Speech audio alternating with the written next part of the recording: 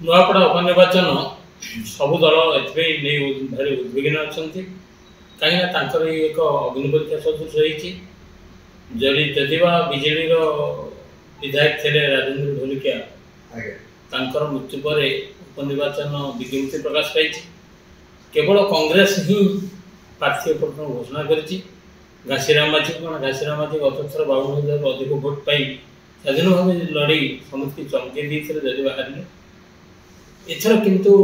कांग्रेस प्रार्थी कर बीजेपी एपर्यंत प्रार्थी चयन करना निजे राज्यसभा सभापति मनमोहन सामल छिड़ा हे कि पूर्वतन सांसद कलाहांडी बसंत पंडा छिड़ा हे पु छिड़ा हे कि आउ कि छिड़ा हे एमती गोटे समस्या लगी रही संशय लगी रही गत काली एक गुरुत्वपूर्ण बैठक होता बीजेपी बोधहुए दिने दिन भितर से क्लियर करेंगे जे दल किए प्रार्थी हे सबुठ बर्तमान सस्पेन्स बीजेडी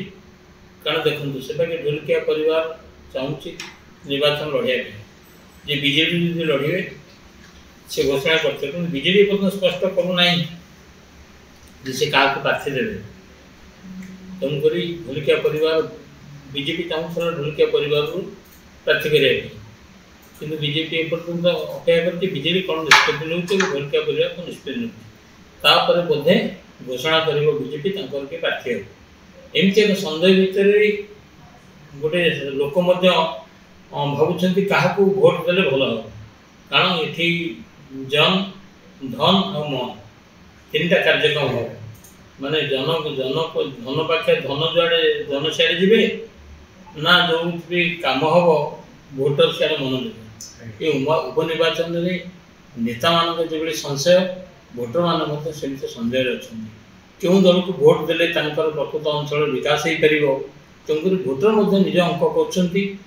तीन दल अंक कर निर्वाचन बैठनी केमती पारि हेबू सफलता पाइब जी जितब सी हम सिकंदर तेणुक नुआपड़ा उपनिर्वाचन सबु दल एक सम्मान प्रश्न।